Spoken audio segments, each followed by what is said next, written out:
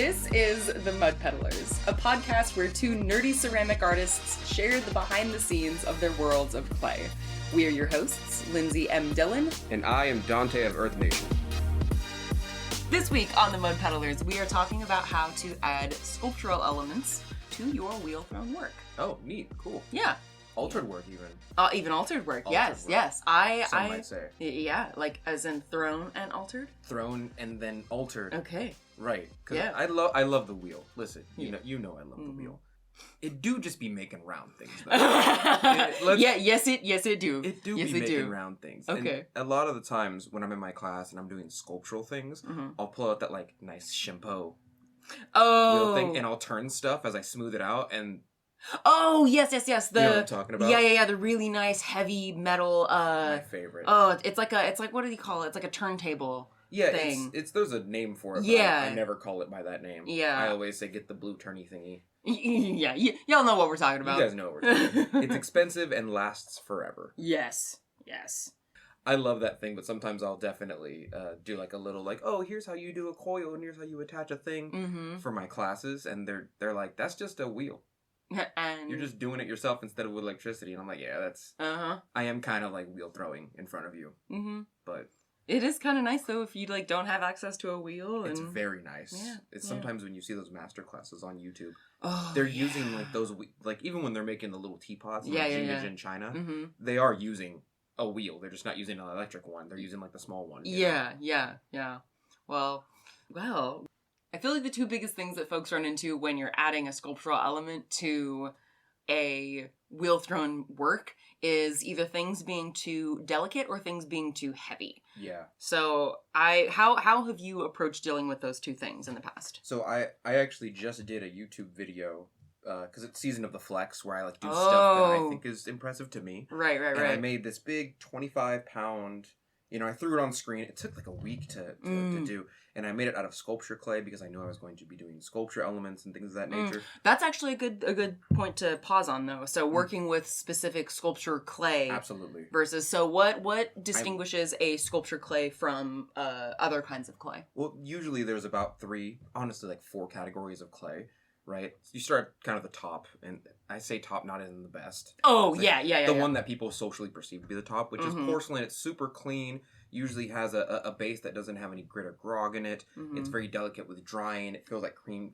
It feels like cream cheese to throw. Things of that nature. And then I always add this in. This is not a real tier. I just add this in. Then there's porcelaneous clay. Oh yeah, which is like your B mix without grog. Yeah. Where it's like it's not stoneware. It doesn't really have any grog in it, but it's definitely not porcelain. Right. It's just meant to be a throwing clay that is smoother than stoneware, but it is not porcelain. Yeah. You know what I mean? Yeah.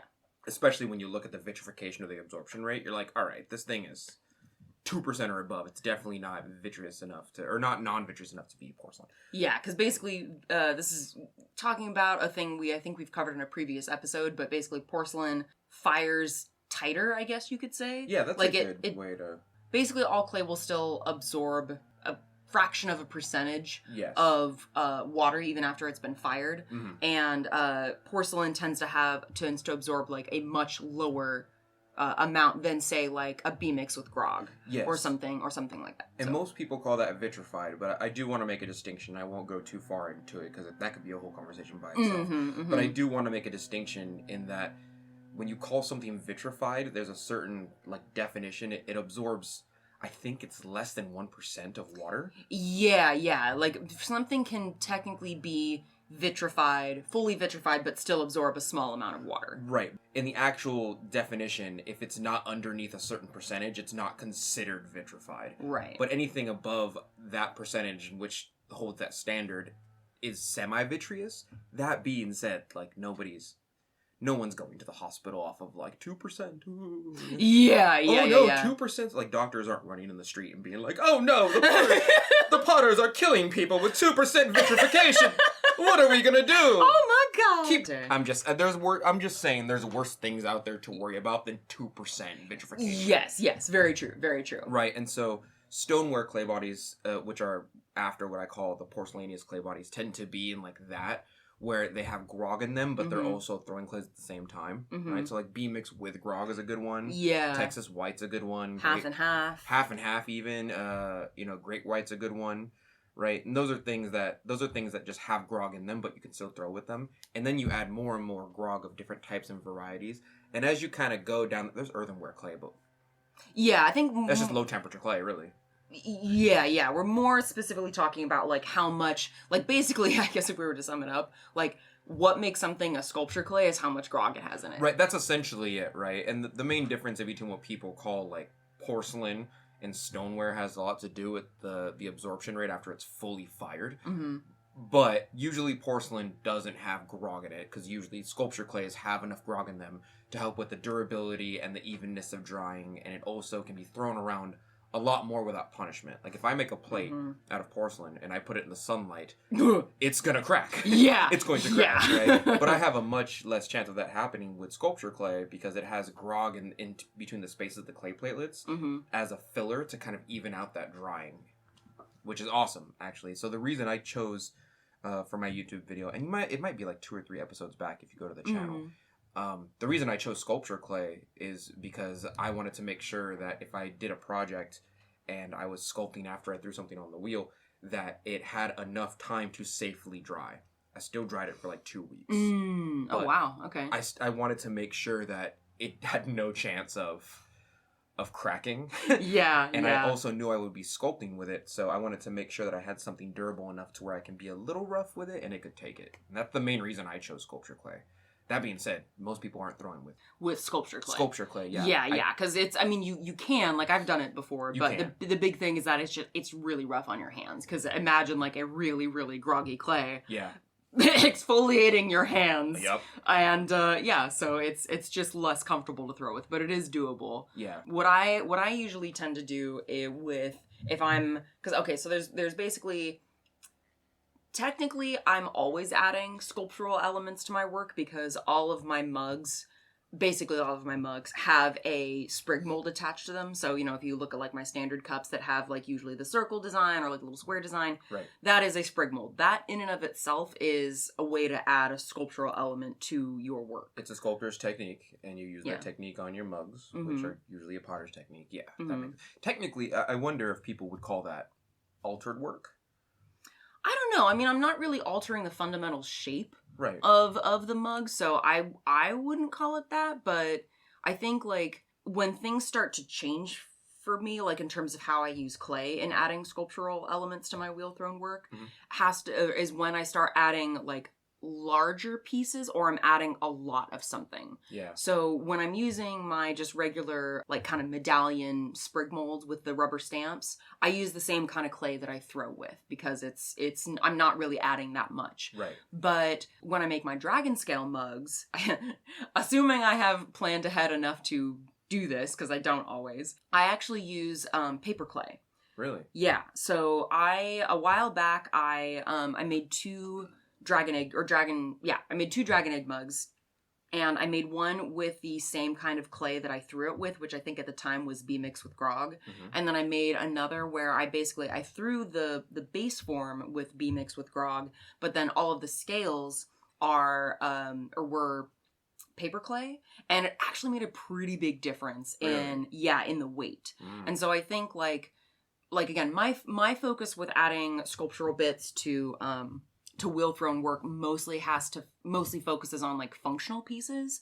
Like, I think you have tended to do more altering and more sculptural bits with decorative pieces, which I think also is, like... That's what I like to do. Yeah, that makes a pretty big difference. But yeah, that's, like, especially if you're making something that is gonna be functional, considering the weight and using paper clay, I think just generally helps a lot. And the nice thing about paper clay too is that, so since, like, again, there's a bunch of different kinds of paper clay, you can also make your own paper clay, but the biggest benefit is since it has all of those, like, paper fibers in it, it attaches really well and doesn't tend to crack. It does. Yeah, so even if you're using a different kind of clay, you don't have to worry about the same kind of issues that you might normally if you were, say, trying to add porcelain to be mixed with grog. My God. Yeah.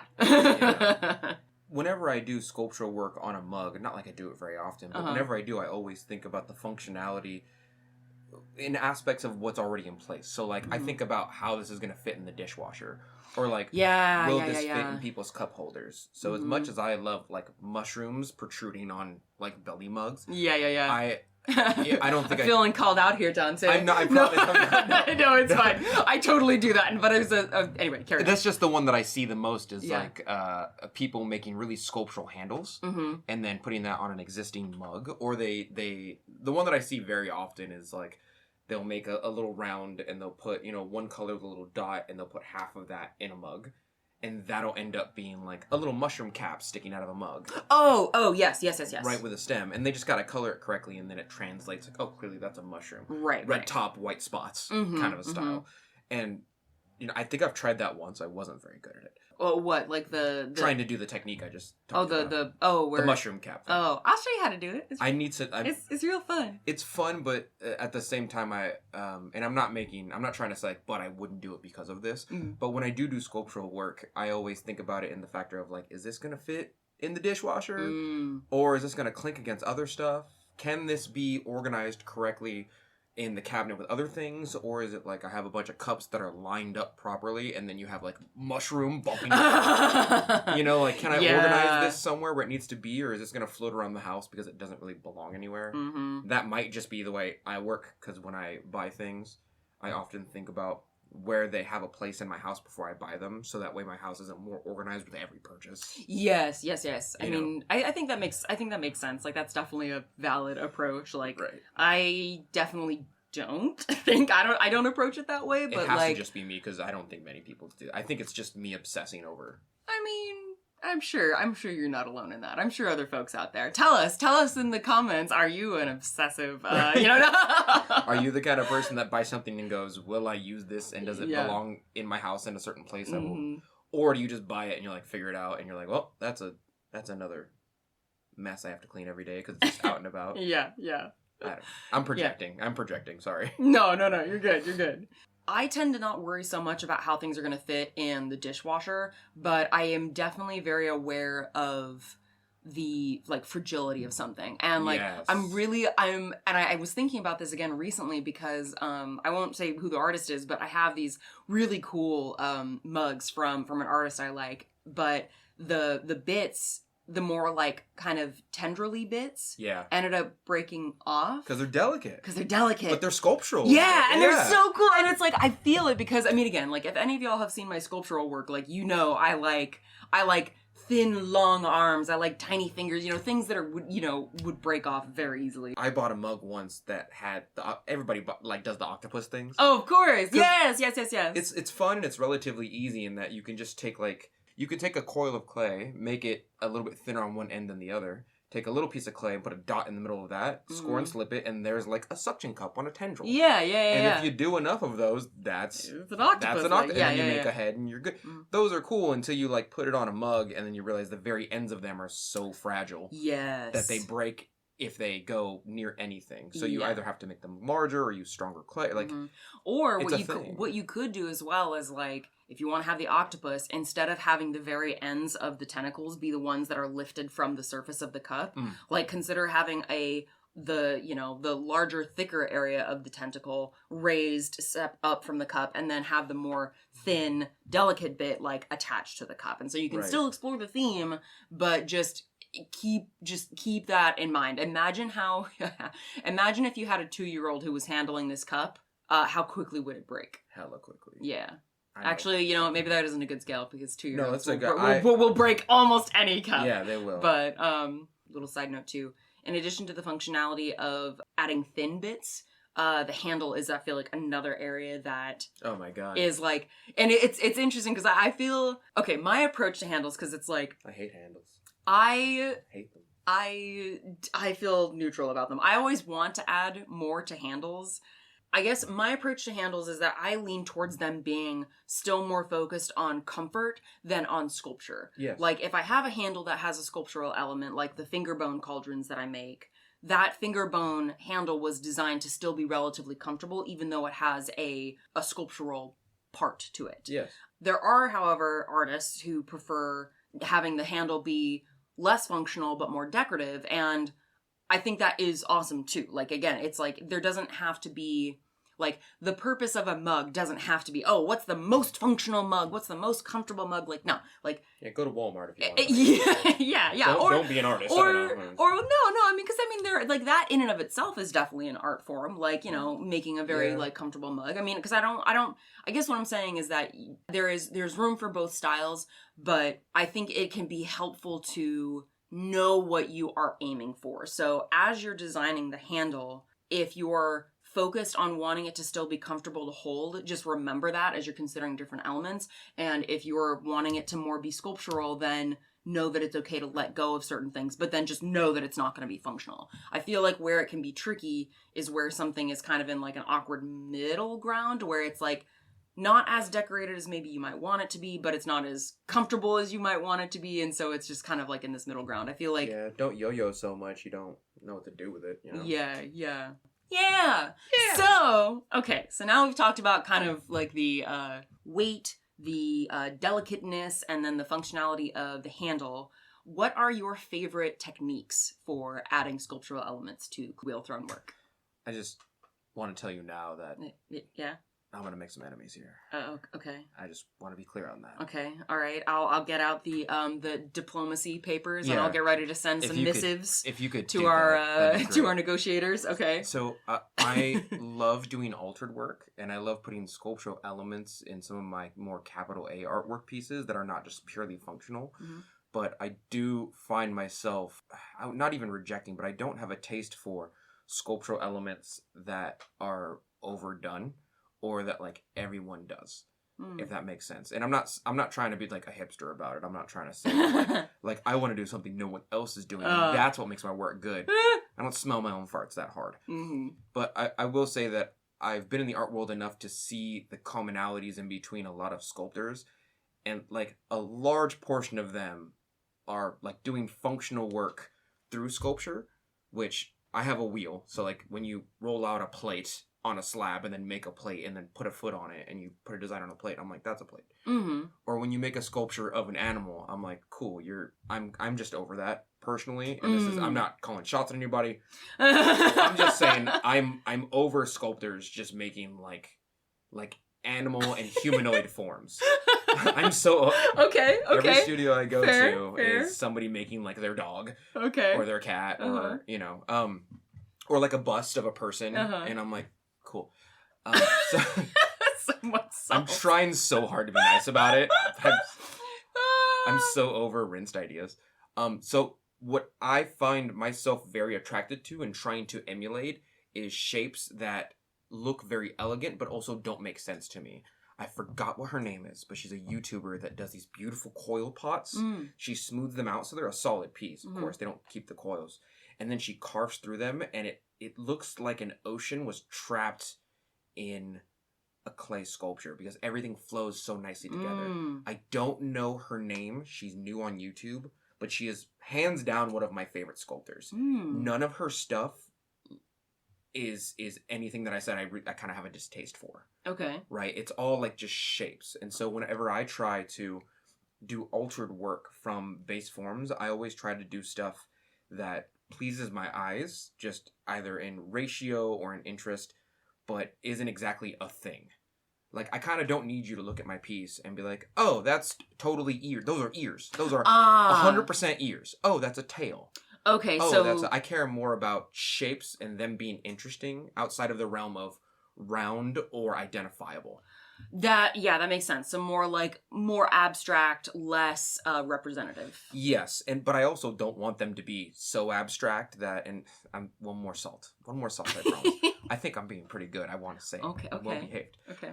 I don't want to be so abstract that someone comes up to my piece and goes, "What is it?" And then there's always that one artist who's like, "What do you think it is?"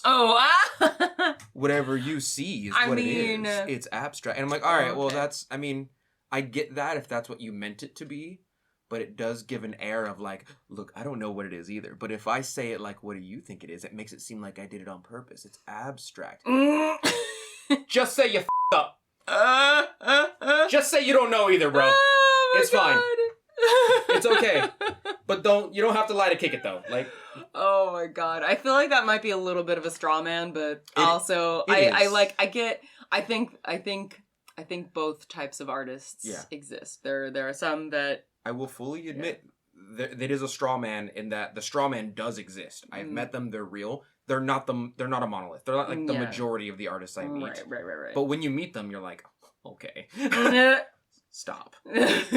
So you like having something that is in a like leans more towards the abstract, but is not 100% abstract. I'll say yes to such an extent that sometimes I make something that I think is interesting to me, and if I step back and I go, oh, that's just a robot, like, it ruins the illusion for me because I can identify it at that point. Oh, okay. Yeah, that makes sense. That makes sense. If I'm making something and I think it's nice and abstract and it's nice and viney, and I go, oh, it just looks like a tree, it ruins my own experience, even though it's mine, because I'm like, damn, now I can identify it. My brain has correlated it to a thing that already exists, so it's no longer interesting. Gotcha. Okay, I feel that. I feel like my approach is definitely more like I lean more towards the representative, but I like people looking at my work, being able to identify it. And this is just for functional work, because like thematically, when I work on my sculptural pieces, and I guess kind of in general, like I like people to be able to look at my work and thematically not be able to easily place it into like, oh, this is fantasy or this is sci-fi or this is, with some exceptions, right? Like, I mean, because obviously my Dragon Egg mugs are fairly solidly in the, fantasy aesthetic. They have a theme. Yeah. They have a something they're trying to communicate very clearly. Right. But I generally speaking, I like thematically my work to not be like super easily identifiable, especially with my sculptural pieces. With my functional work, I definitely lean more towards the representative. Like, I like people to be able to look at my dragon egg mugs or my, like, mushroom cauldron pieces and go, like, oh, that's a dragon egg, or oh, that's a mushroom. Right. But what I kind of enjoy is, like, constructing them in such a way that people are like, wait, how did you do that? Right. That's where I kind of get my little itch scratched. Mm-hmm. Skill check. Yeah, a little bit. Or just, I don't even know if it's, like, necessarily skill, but it's just, like, I like when you can't tell how you got the effect. 100%. And oftentimes that means like doing things that are kind of absurd, like with my dragon scale mugs, like, or dragon egg mugs, all of those scales are individually added. That's absurd. Like if I like learned how to slip cast, then it would be less absurd. But it obviously takes a lot more time than like some other methods would. But I guess to kind of bring this back to a takeaway for you, my dear listener, I guess I would say that having a starting point or having references for the thing that you are wanting to make can be really helpful, because it can help you create what you see and not what you know, if that makes sense. Yeah, that's a hard one for me as well. Yeah. I'm constantly trying to do things that appease me, but I can't correlate them to something that already exists in my mind. So I don't look for inspiration often, but when I do, I have learned, and this is just my outer view on it, I've learned that a lot of people who are like, I'm looking for inspiration, what they really mean is they're looking usually online or somewhere, so to see if they can copy a technique and add it to their own techniques, which is totally valid. Yeah. But I personally, like, if I did that, my brain goes, I know where I got that from.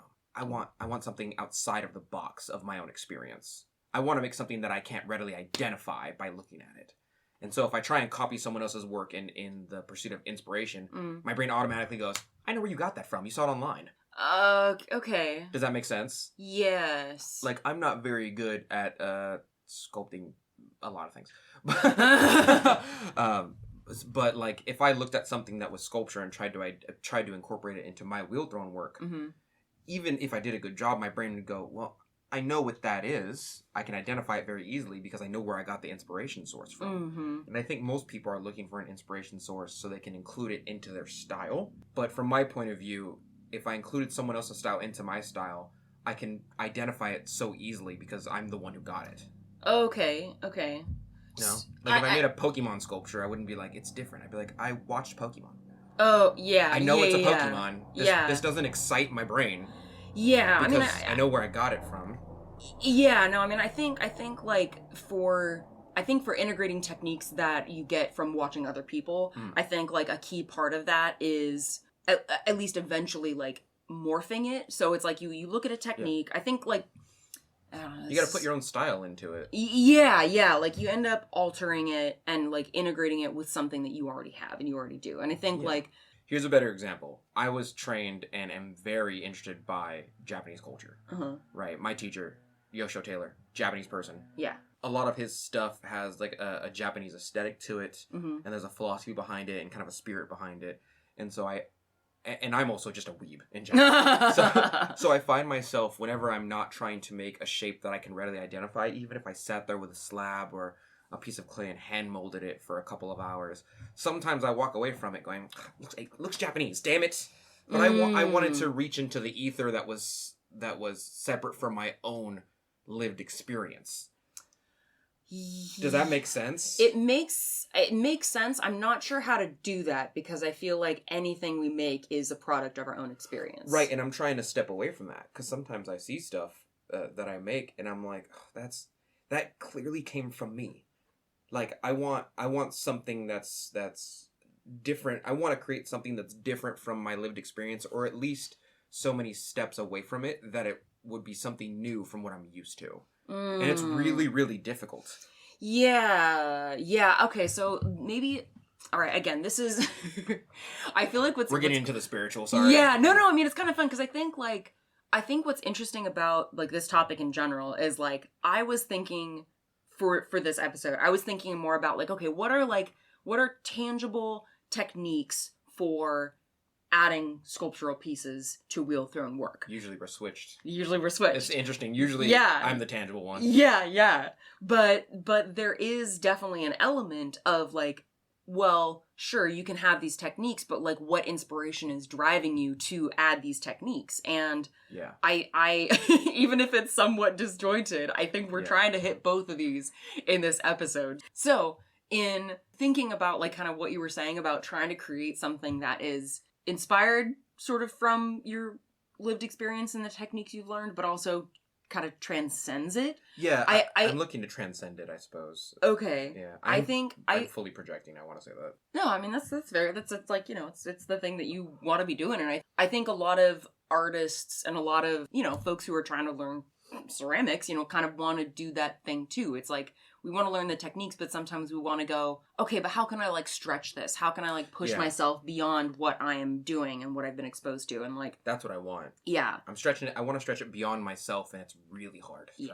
All right. I'm calling back slightly to an episode where we talked about, oh gosh, I think it was our episode on, like, how to get unstuck when you're in a creative block. But my favorite technique, and, you know, passing it on to the listeners, is I am a huge fan of doing spiritual alchemy. And essentially the way I'll describe this is, like, pick 3 things and make them one. So, okay, so if you're combining the 3 things, like, you can pick a technique, you can pick an emotion you want to evoke, and you can pick a reference image. That's really good. Yeah, that's a good way to do it, I think. Or you can pick, like, 3 different reference images and combine them into one. Mm-hmm. Or 3 different techniques and combine them into one. But I feel like making a chimera, basically. Yeah. And I don't mean, like, a literal chimera. Like, obviously I love creatures, but, like, I'm not saying, oh, you must make a creature. Like, no. I'm just saying pick 3 different things, and combining them can be a way to push yourself out of your comfort zone, or push yourself to think differently than you might normally think. And I think with adding sculptural pieces to wheel-thrown work, that can apply whether you're making something decorative or functional, you know? And again, when you're combining that with the techniques of sprig molds, which again, like, I think there's a couple different ways that you can go about making sprig molds. Like, my kind of 2 favorite ways are either doing, like, rubber stamps, which what I do for that is, sorry, I'm doing, like, a little technical side note before we get back into the ephemeral stuff, but there's a few different ways that you can go about doing that. My favorite way is either designing more of a 2D image in Photoshop and then having it made into a stamp, rolling out a slab onto that stamp, and then adding it to the cup. You can also go to, like, the printmaking section of your local art store and grab the little, like, kind of rubbery looking little slabs. Yeah, like the little roller. The mini rolling pin. Actually, no, that's not what I'm thinking of. I'm thinking of, I mean, that's definitely an option, but I'm thinking of there's little, like, kind of rubber, they're like stamps, basically. It's like what you would use to make a stamp. Oh, I see. But when you carve it, like if you want something that has a little bit more depth to it. Oh, yes. Like more like almost like a bas relief sort of.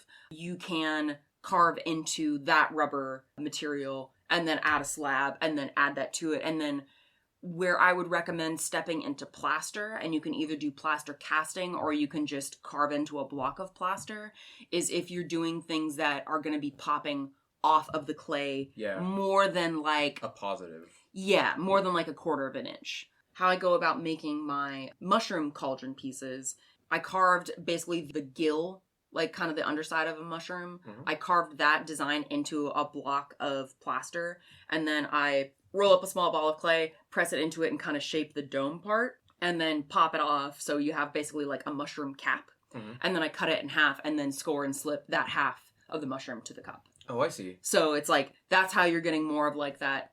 protruding. Yes. I get what you're saying. And then if you want to get more into casting, you can go about making 2-part plaster molds. So that's a way to get, if you don't want to go full-blown slip casting, but you want to have a more easily like repeatable shape, then you can get into that element of it. But anyway, I guess I just wanted to add a couple of those starting points for if you're like, okay, I want to create this chimera, but like what are techniques that I can use for that? Those are the main ones that I would recommend. And that's just in addition to the basic idea of like, oh, I make a shape out of clay and then I score and slip it to the cup. I like doing the half molds because firstly, they're like, you can buy them very easily. But I find that the shapes that I want to slip cast, not like I have a lot of experience in that field, are more difficult. So like if I wanted to slip cast a handle, I would have to make a cast of that handle. And that process is more difficult than me getting like, oh, if I just get a ladybug, and I just get a press mold of a ladybug, I know the positive of that ladybug is going to be on the outside of the mug from just scoring and slipping. Yes. I don't need a secondary part of it. I don't need the whole ladybug. I just need half of the ladybug. Mm-hmm. So it's way easier to just like buy a little press mold of it, put it in there, score and slip it, and tack it on. Way easier. Yeah. My craft room has so many of those. And you mean like the pre-made, pre-printed? Yeah. Yeah. It is a bit, like people can definitely tell like, okay, you got a press mold if they're a little experienced, but... I find it's better than, like, sculpting my own ladybug, cutting it in half. You know? Yeah. I think it is completely okay to recognize that it's, like, you don't have to make, like you're saying, like, you don't have to make everything yourself. Your comments about, like, being able to easily identify techniques. Yeah. Anyone who's more experienced than you is going to be able to do that. Like, I'm sure there are people who look at, like, my work and go, oh yeah, like of course I know how you did like that. Yeah, that's basic, you know? So I don't want folks to feel bad about using pre-made molds, you know, because I mean that is part of the learning process. Yeah. In fact, it's almost a good thing because you're gonna have to go. Like at some point in my life, I bought bottled glazes, and now with my experience, I can kind of tell with the glazes on the market. Like if somebody used a bottled glaze, I'm like, I know what glaze that is. After like 10 years of buying glazes, I'm like, I know what glaze you used, and I can probably tell the combo. It's not good or bad. It's just ease of use. I just personally like it, like you said earlier, when someone's like, how did you do that? Yeah. For my personal perspective and point of view, like, if I can tell how I did my own technique on, like, a base level, it's like other people can probably tell, too. I want new. I want, you know, I think this whittles down to I just get bored with the same technique. I think yeah. I'm making the conversation sound a little deeper than it is, but realistically, I just get bored with things that, like, I've been doing, because everybody's also been doing it. And so I want to do things different from what I've been doing. So how have you been pushing yourself? Because like when I've looked at the sculptural elements that you add to like your vases. Yeah. Vases? I'm not gonna vases. I'm not gonna correct you. Okay. Anyway, I can think contextually, so it's fine. Okay. I feel like I've tend to seen you add a abstract kind of earthy like swoop. Kind of like I've seen you add like a swoop and then like a more clean like shape on top of that, or like a crystal, or like a rock on top. I've stepped away from the crystals and I've stepped away from the swoop. Mm-hmm. But what I've been doing recently, and I'm not telling you to go watch it. I'm just saying if you did watch the video, you'd be like, oh, that's what he's into now. So what I did is I made a not very large, because like Danny exists. Like I don't know who Danny is, but Danny Meisinger. He's the guy who's like a little bit thin, wears tank tops all the time, and makes pieces that are as huge as people, if not larger. Oh wow! We went to Ensika and we saw him throwing on 2 wheels. It's gone. If I showed you a picture, I'd probably remember. Oh, okay. Yeah. Anyway, but I just kind of want to be like, Yeah, I don't know. So, sometimes, like, this is a little bit of a side note, but, like, sometimes I feel like in like, the ceramics community in general, it's like people will mention people, and it's kind of like when someone mentions a band you don't know, you're like, oh, yeah, I think I've heard their songs, yeah. And I'm like, that's an unrealistic expectation. He's the guy who only makes huge pops. Okay. You've definitely seen him. Okay, I probably, but for the sake of our listeners, I didn't want to just blow past the Danny comment. I might be saying his name wrong. It might be Andy, because Andy and Danny seem very, like, phonetically. Okay. Well, send if you remember, send me his socials so I can list them in the show notes. Definitely. But anyway, carry on. So you're making you did a video, you made a big piece. Right. So I made this 25-pound, basically, like, Korean shaped moon vase, and I cut out two sides of it so that instead of a circle, it has two kind of crescent moons on each side. Actually, yes, I've seen you do this. You've seen that, yeah, right? Yeah, and then I inverted those, cleaned it up, turned them inside out, and I pushed them in so it's more concave on both sides. And I tried to make it as symmetrical as possible, but you know me, I didn't take a lot of measurements. Turned out pretty good for not taking measurements, not gonna lie. I made it, like, I only took like 2 or 3 measurements the whole video. And then I got kind of a cookie cutter, a circle one, and I took out certain parts of it so they're symmetrical enough to be recognized as the rule of threes. And then I gave it kind of this ornamental headpiece to it. Right, and I even sculpted that a little bit. Like, that was, the entire headpiece was not cast, it was not wheel thrown, it was just me in a roll of clay. It was sculpted. Right, and that was something that I really liked. Really, really liked, right? And that's what I've been into recently. A couple of my pieces have been wheel thrown vases, and then I will carve out a large section, invert it, and put it back where it belongs. More of a concave shape. Then my next piece I want to do, don't tell the kids. The next piece I want to do is take out multiple pieces, like polka dots. Yeah. And then invert all of those and put them back in the shape. Ooh. So remember we had kind of a conversation almost a year ago now, I think, about taking an idea and pushing it to its furthest extent. Yes.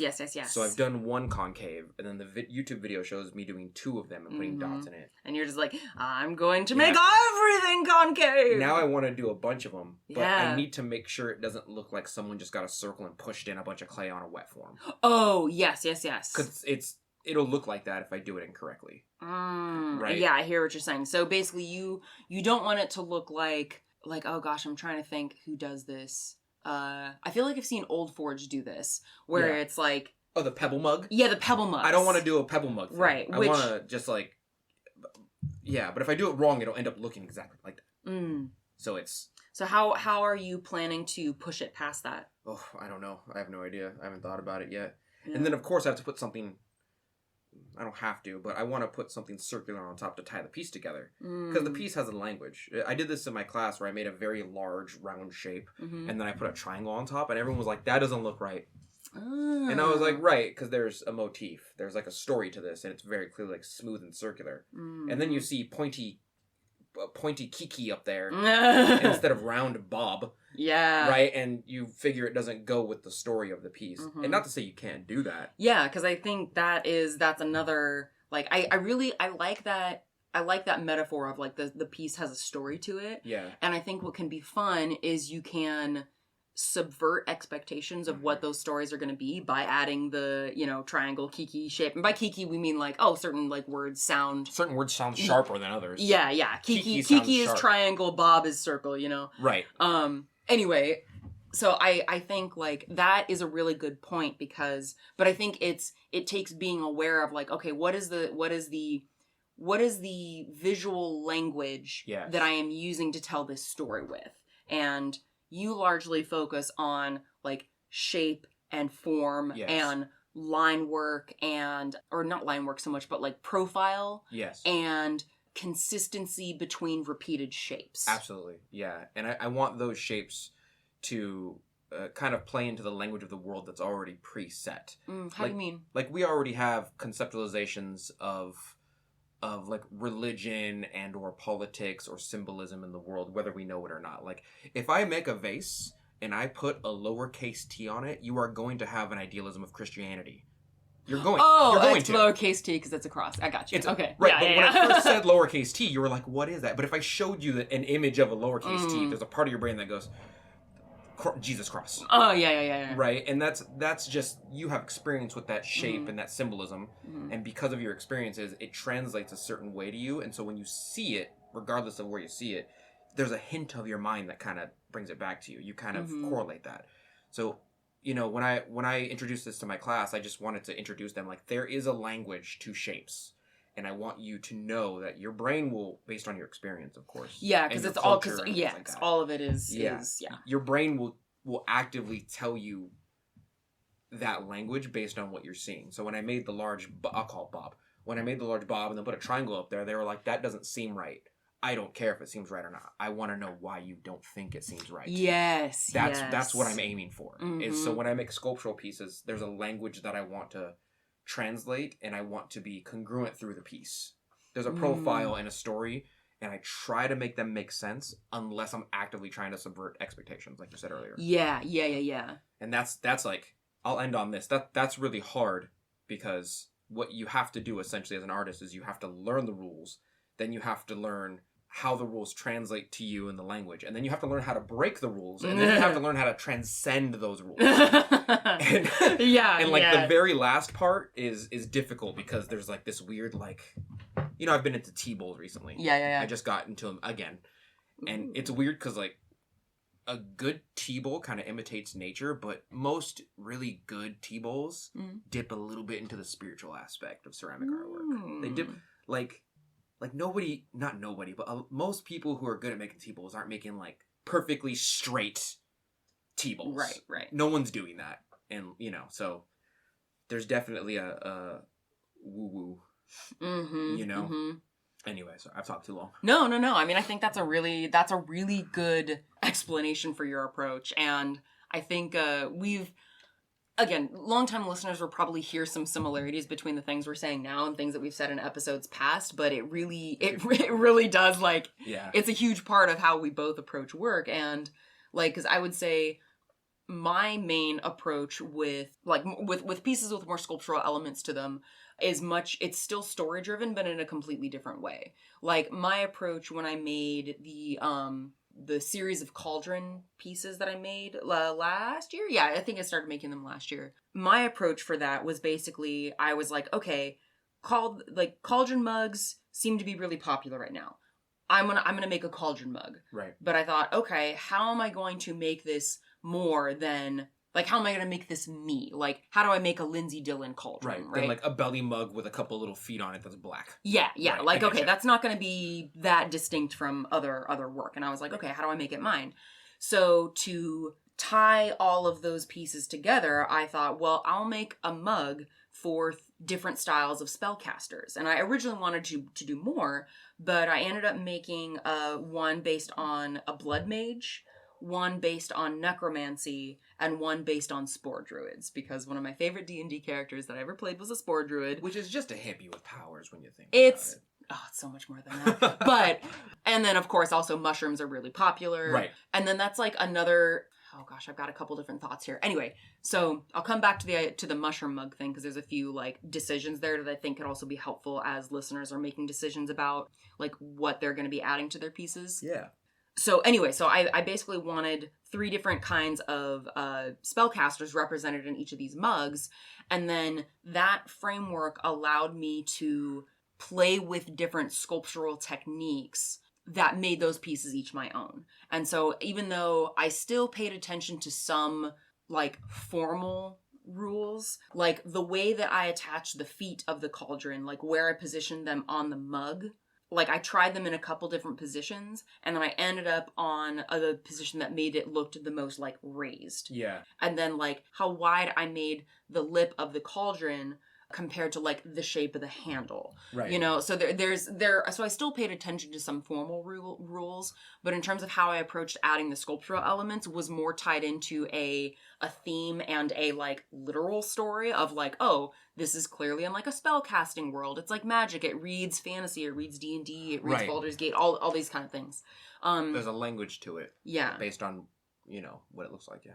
And then another last little note in terms of recognizing that people are going to bring their own visual like baggage, I guess you could say. And I don't mean baggage in a bad way, but just mean like people are, their own perspective to the piece you're looking at. Yeah. Like, for instance, the mushroom mugs that I made are a complete fantasy shape. Like, they look like they're red capped with the little white dots, like the fly agaric or Amanita muscaria. Yeah, I know what that is. Yeah. You don't know what it is. 100%. Everyone really? listening knows exactly what that is. Okay, good. I have no idea. I can't tell if you're, I'm like, maybe you're being facetious. Anyway, it's like the classic, like, oh, it's a fairy ring mushroom. Like, that's the one. It's like, it's the mushrooms that, they're super poisonous. Oh my god, they're poisonous? Yeah. The Mario mushroom? Yeah. The like red cap with the white yeah, anyway, in real life they're poisonous, although you can use, anyway, other things. Point being, I wanted the pieces to be recognizable as mushrooms. Fly agaric mushrooms, again, the mushrooms with the red cap with the white spots on it, does not grow in what's called like shelves along a piece. So like the way that I have the mushrooms on my mugs is that there's basically like, there's like half of a mushroom, and then above it is like another half of a mushroom, and below that is like another smaller half of a mushroom, and it looks kind of like staggered shelves. Right? So fly agaric mushrooms do not naturally grow in that shape. They grow like basically from the ground as a single domed mushroom. Oh. Yeah. But I wanted my pieces to be recognizable as mushroom cups. And so I thought, okay, like I may be looking at mushrooms that do naturally grow in shelves as a reference image, but I'm intentionally choosing to make it not scientifically accurate so that it is more easily recognizable to the viewer. Now, I will say that as mushrooms have become like more popular and people are learning more about them, the idea that those mushrooms are not scientifically accurate might be recognized by more people. So I might have a little more leeway in like, oh, I could make like a chicken of the woods mushroom, which does naturally grow in shelves, and more people might recognize it because mushrooms are getting way more popular in the popular culture and people know more about them. So all that's to say, there are a number of different, let me put on my NPR voice. So all that's to say, there are a number of interesting ways to add sculptural pieces onto your wheel thrown work. There are both conceptual and practical elements to consider. Change the tone. When I'm trying to find an easy way to wrap up concisely to do like a TLDR because we've covered so many different things on this episode, and we definitely went deeper than we planned on going. Yes, we did. I guess if I will, I'll take a moment to summarize the practical things that I want people to take away with, and then you can. No, I'm done. You're done? You don't want to? Go for it. I'm done. Making it hard on me. I'm sorry. Okay. I could pretend for you. No. But I went as deep as I can go. Okay. I have no more. All right. No more. You don't want to do like a wrap up summary of. Okay. Well, I'll start with the technical bits, and then we'll check back in with you and see if you want to do the spiritual ephemeral bits. So, okay. Takeaways for you, my dear listener, is that when you are adding sculptural pieces to your wheel thrown work, in terms of the practical elements, you want to consider what kind of clay you're using, and consider the weight of how much you're going to be adding to the piece. So, for instance, if you're going to be adding a lot of sculptural elements, consider using paper clay, or in general, use a clay that is more adaptable to sculpture. Like, you want to choose a clay that has more grog and is going to be able to deal with some drying bullshit a little bit better, because when you're attaching one piece to another piece, there's likely to be cracking. Another element to consider is how practical do you want the handle to be? A lot of folks like using the handle to express a really complex sculptural shape, and that's completely okay. The handle does not have to be functional. Just be aware of whether you are aiming for maintaining functionality of the handle, or whether you are okay with it being less functional. On that same note, we love adding, or many folks love adding long spindly bits to the sculptural pieces of their mugs or bowls or whatever. And just consider finding ways, even if you want to have, like, for instance, an octopus tentacle, find ways to make sure that the pieces that are most likely to break off are not just dangling out there in the midair. Like, if you have an octopus tentacle, the very tip of the octopus tentacle you probably want to have attached to the surface of your vessel, as opposed to leaving it just out there, because it's more likely to break off. And then in terms of how you get those sculptural techniques, of course, you can just start out with a lump of clay, shape it, score and slip it and add it to the mug. You can also play with different kinds of stamp making techniques. If you want to have your image be more in lower relief, like not sticking out super far from your mug, you can design and have rubber stamps printed and made for you, or you can also go to the printmaking section of your local art store and grab the rubber stamp base and use carving tools to carve out that shape. If you want to have your sculptural pieces raised farther out from your vessel, but you want to have them still be like repeatable shapes, that's when you can get into playing with plaster, and you can either cast that specific shape if you feel more comfortable working with plaster, or if you still just want to carve into like a simple block of plaster, you can do that as well.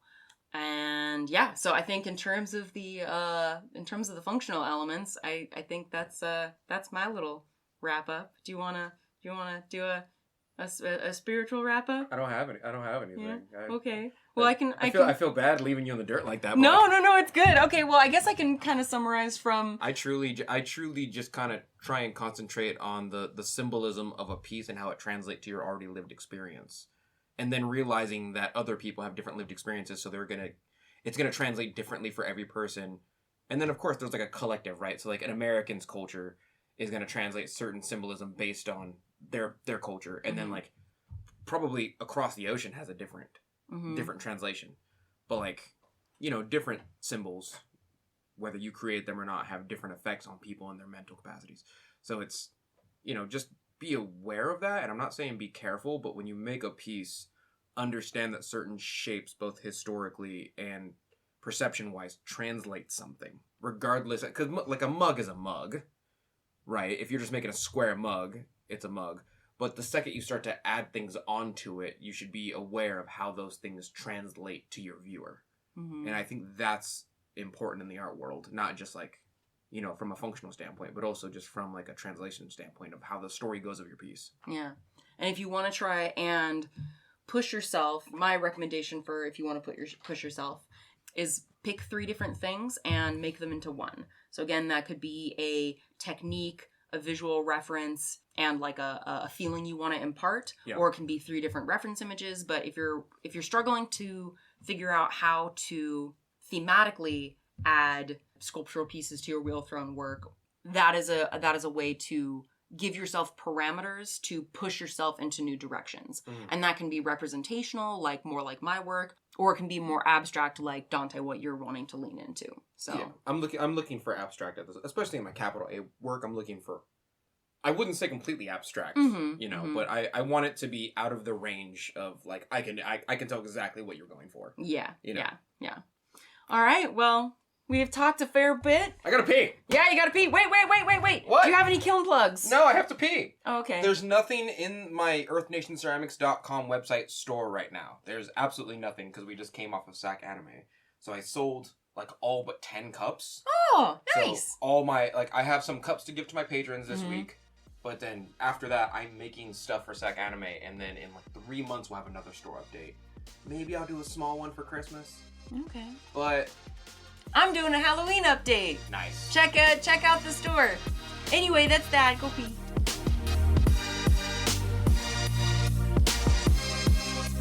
And that's it for today. Thank you so much for joining us for this episode of The Mud Peddlers. We would love to hear from you, so if you want to share your thoughts about the episodes or just see what Donte and I are working on in our studios, come say hi. You can find links to my social media at lindseymdillon.com. That's LINDSEY, M as in monster, DILLON.com.